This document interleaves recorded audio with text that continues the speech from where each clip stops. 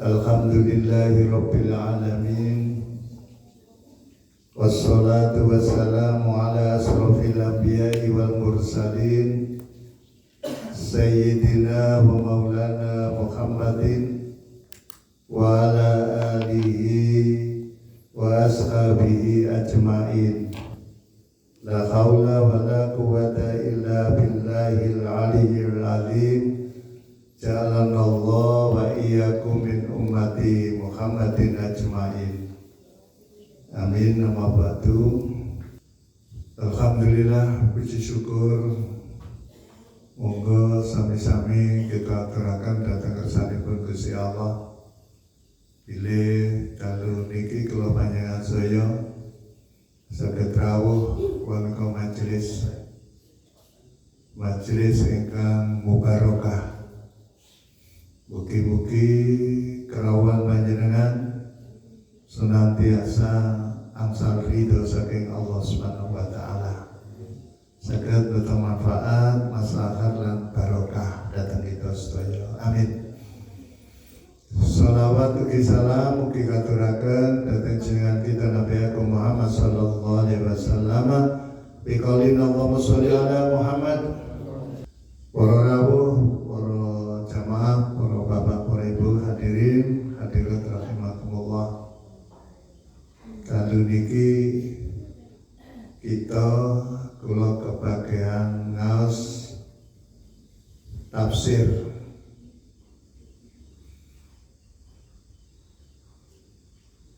Dalu niki ingkang kita waos inggih menika tafsir Futuhul Ghaib.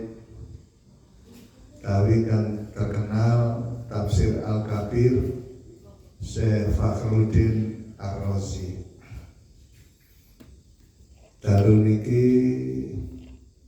kita maos dua ayat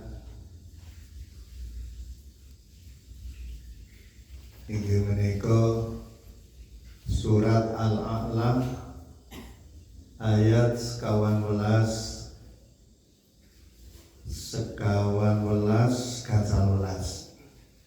A'udzu billahi minasyaitonir rajim.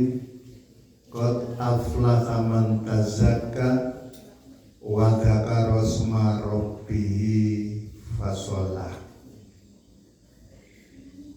Qad aflaha, teman-teman wis bejo sapa man wong tazakka kang mensucikan dirinya.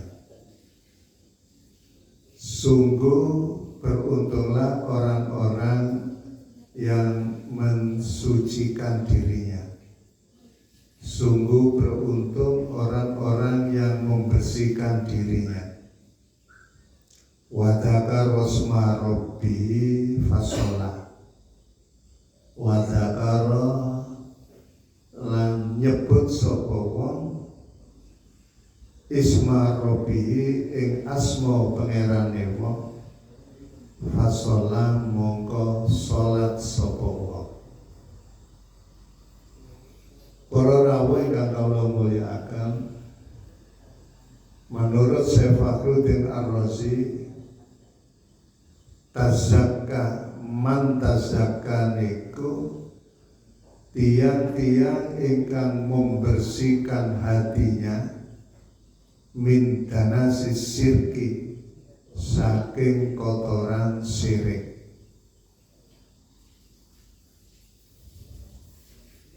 Membersihkan hatinya dari kotoran syirik, baik syirik itu khafi maupun syirik jali.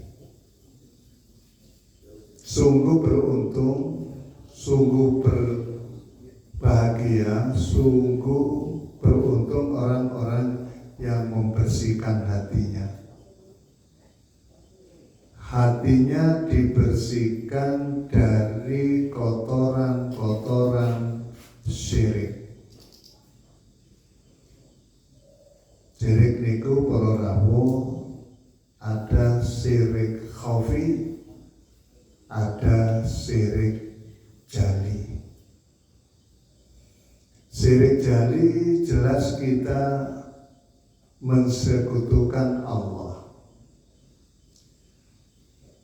dengan makhluk atau dengan sesuatu. Kita punya keyakinan sesuatu itu sama dengan Allah, kekuasaan dan sebagainya. Itu sudah jelas. Yang kedua, kita bersihkan hati kita ini dari kotoran-kotoran syirik, khususnya syirik yang khafi. Syirik khafi itu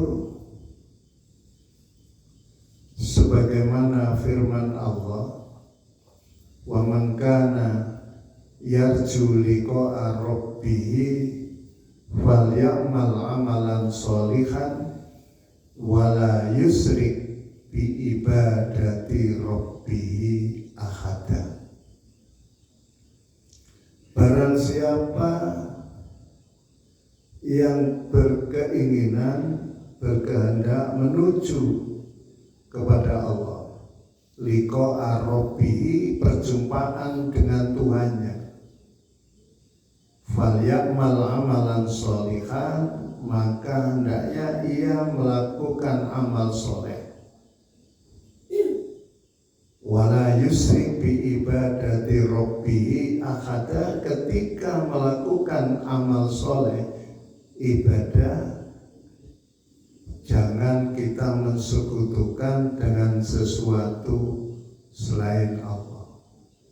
Artinya apa, ibu bapak sekalian? Ketika kita melakukan ibadah, tujuan kita tidak ikhlas liwajillah, tidak wa ma umiru illa liya'budullaha mukhlishina lahuddin, tapi kita masih punya niatan, punya tujuan, punya maksud selain Allah.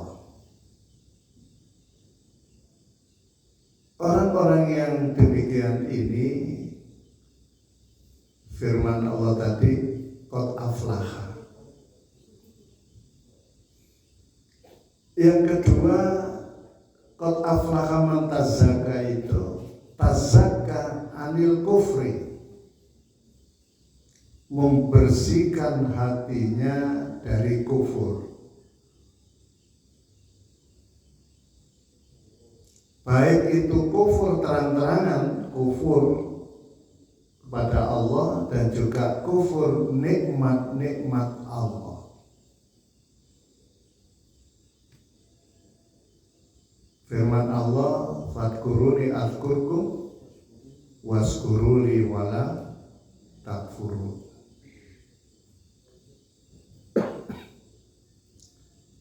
Ingatlah kalian semua kepada Allah. Fadkuruni, ingatlah kalian kepadaku, maka aku akan mengingatmu.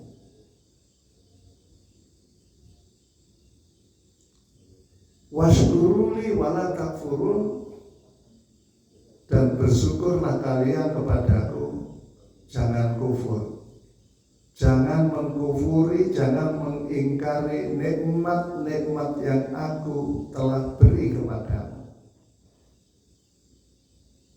Orang yang demikian, ibu bapak sekalian, termasuk tazakka, termasuk qad aflaha, orang-orang yang beruntung.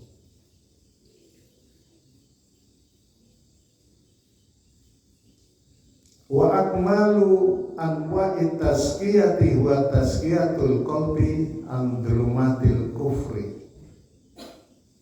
Sempurna macam-macam pembersihan itu adalah membersihkan hati dari kegelapan kufur.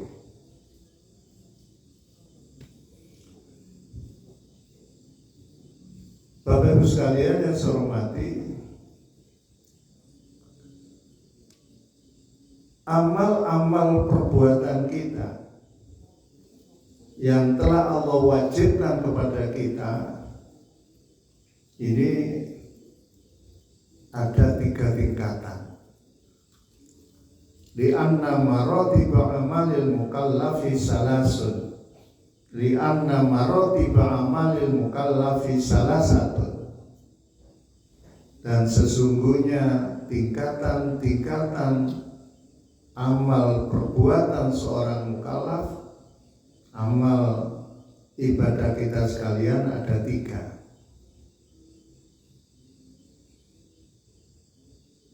Yang pertama izalatul aqaidil fasidi anil qalbi. Jadi mantazaka itu ada 3 tingkatan. Yang pertama membersihkan i'tikad, membersihkan hati kita dari keyakinan, dari i'tikad yang sesat, dari i'tikad keyakinan yang salah. Hati kita bersihkan itu. Yang kedua istighdharu ma'rifatillahi ta'ala bidzatihi wa sifatihi wa asma'ihi. Tingkatan yang kedua yaitu istighdharu ma'rifatillahi ta'ala. Kita berusaha, kita khudur sehingga kita bisa ma'rifat kepada Allah, baik zat, sifat maupun asmanya.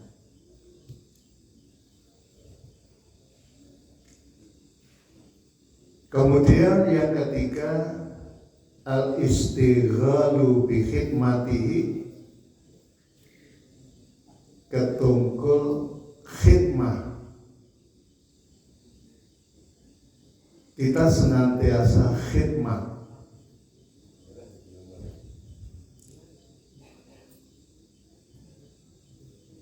Yang izalatul aqaidil fasidi anil qalbi, membersihkan hati kita dari i'tikad keyakinan yang salah itu.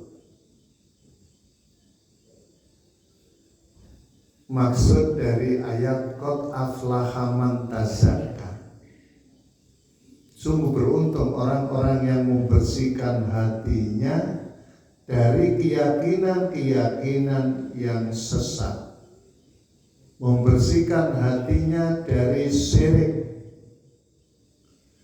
Kemudian yang istighdharu ma'rifatillahi bidzati wa sifatihi wa asma'ihi, itu masuk di dalam ayat wa dzakara asma rabbih, dan orang tersebut menyebut asma Robnya.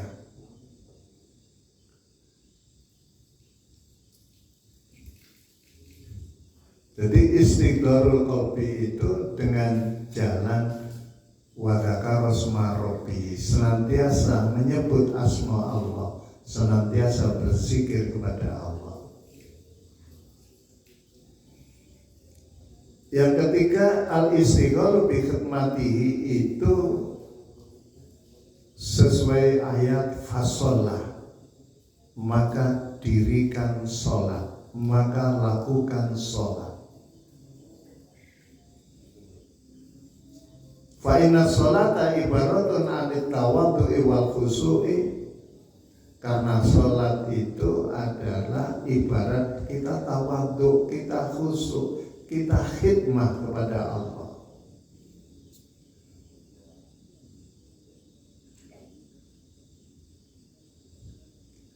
Barang siapa yang berkeinginan supaya hatinya bersinar, wa man istanara qalbu bi ma'rifati jalalillahi ta'ala, maka barang siapa yang berkehendak supaya hatinya itu bercahaya dengan makrifat kepada Allah, la buddha ayyutahhira fi jawarihi wa adaihi atharul khusu'i wal futuh, maka wajib dia harus membersihkan hatinya, membersihkan anggota badannya dengan khusyuk dan khudu, khidmah kepada Allah Subhanahu wa ta'ala.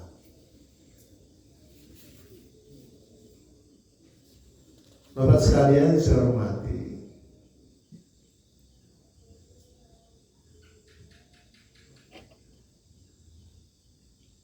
Qad aflaha man tazakka, sungguh beruntung orang yang membersihkan hatinya.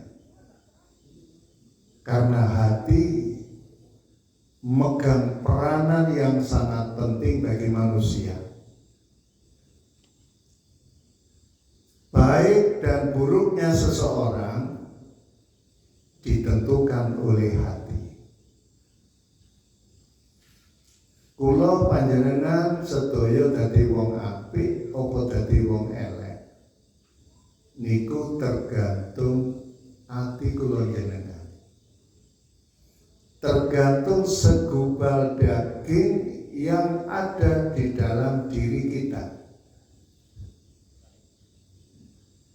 Nabi kita Muhammad SAW bersabda dalam suatu hadis, ala inna fil jasadi mudghah. Ketahuilah bahwa sesungguhnya di dalam jasad kita, jasad seseorang, jasad manusia itu ada segumpal daging. Idza sholahat sholahal jasadu kullu. Jika segumpal daging itu bagus, maka jasad kita, seluruh jasad kita akan menjadi bagus. Tetapi wa idza fasadal jasadu kullu. Dan jika segumpal daging itu rusak, maka rusaklah seluruh jasad kita. Maka rusaklah seluruh jasad manusia. Apa itu? Kata Nabi, ala wayal qalbu. Ketahuilah itu adalah hati. Para rawuh ingkang kawula mulyakaken, demikian pentingnya peranan hati bagi manusia. Keranten iki kula panjenengan sedaya wajib menjaga kesucian hati. Dan orang yang menjaga kesucian hati termasuk orang yang beruntung. Qad aflaha man tazakka. Bagaimana kita harus mampu mempertahankan hati kita ini tetap bersih. Jangan sampai hati kita ini kotor. Para rawuh, hati itu ada 3. Dalam kitab Tazkiyatun Nufus, kondisi hati seseorang itu ada 3 macam. Yang pertama, qalbun salim, qalbun sohis. Yang kedua, qalbun mayyitun. Dan yang ketiga, qalbun maridun. Yang pertama adalah hati yang salim, hati yang sehat, hati yang bersih, hati yang hidup.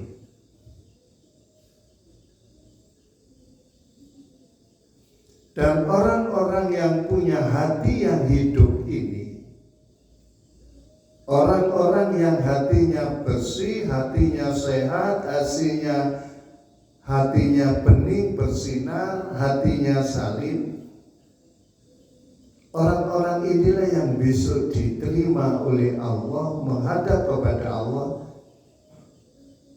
pada hari kiamat. Hal ini sesuai firman Allah, yauma la yanfa'u malun wala banun illa man atallaha biqalbin salim. Yauma la yanfa'u malun, di hari yang uang sudah tidak diperlukan lagi. akhirat itu tidak memerlukan uang, wala banun, dan juga tidak perlu anak keturunan, yaitu di hari kiamat. Di hari yang uang sudah tidak diperlukan lagi, uang sudah tidak dibutuhkan lagi, anak keturunan sudah tidak dibutuhkan lagi. Yang dibutuhkan apa? Illa man atallaha biqalbin salim, kecuali orang-orang yang menghadap Allah biqalbin salim, dengan hati yang salim, hati yang bersih, hati yang bersinar, hati yang hidup, hati yang sehat. Oleh karena itu tadi kita katakan bahwa hati adalah pegang peranan penting. Bagaimana kita besok di hari akhirat bisa menghadap Allah? Menghadap Allah tentunya di surga Allah.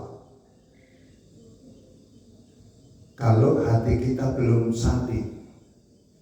Hanya orang-orang yang hatinya bersih, hatinya sehat, yang besok diterima menghadap kepada Allah Subhanahu wa Ta'ala. Yang kedua, ibu bapak sekalian, hati yang mati.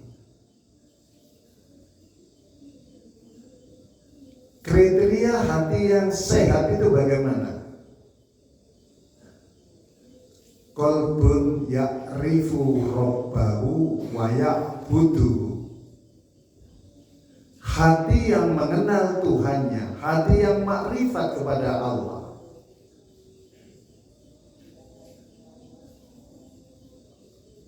Dan hati yang menyembah, hati yang beribadah kepada Allah.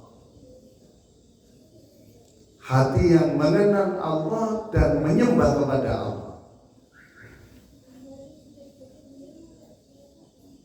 Dan ketika seseorang tergelincir dalam perbuatan maksiat, merasa di dalam hatinya seperti ada goresan berdarah dan rasanya perih. Panjenengan kalau tergelincir suatu saat melakukan perbuatan maksiat, merasa ada goresan di hati napa mboten? Merasa getun, merasa menyesal karena melakukan perbuatan maksiat, baik itu maksiatul jawarihi maupun maksiatul qalbi. Karena maksiat itu ada yang berkaitan dengan jasmani, ada yang berhubungan dengan hati. Wa min ma'asil qalbi.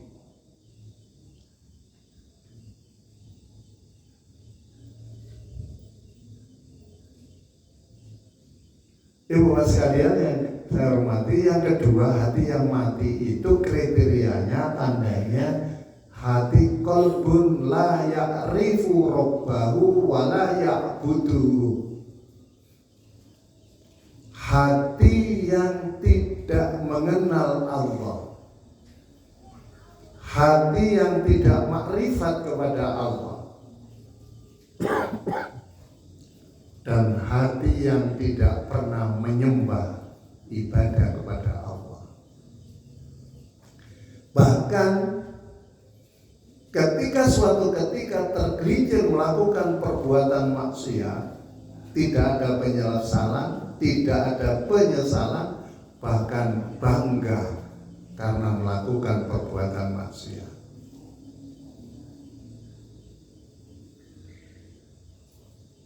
Ini namanya ngaji, ya kita muhasabah. Apakah hati kita sudah betul-betul qalbun salim, apa termasuk qalbul mayyit? Nanti ada solusinya bagaimana supaya hati kita ini salim.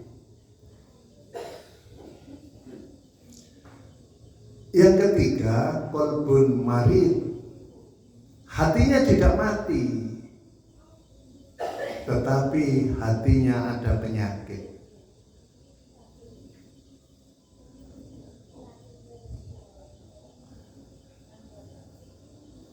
Hatinya kotor karena penyebabnya ada beberapa penyakit yang terdapat yang ada di dalam hatinya. Jadi hatinya itu tidak mati tapi kotor. Karena apa? Ada beberapa penyakit hati yang tercokol di dalam hatinya. Hatinya sakit karena ada penyakit hati.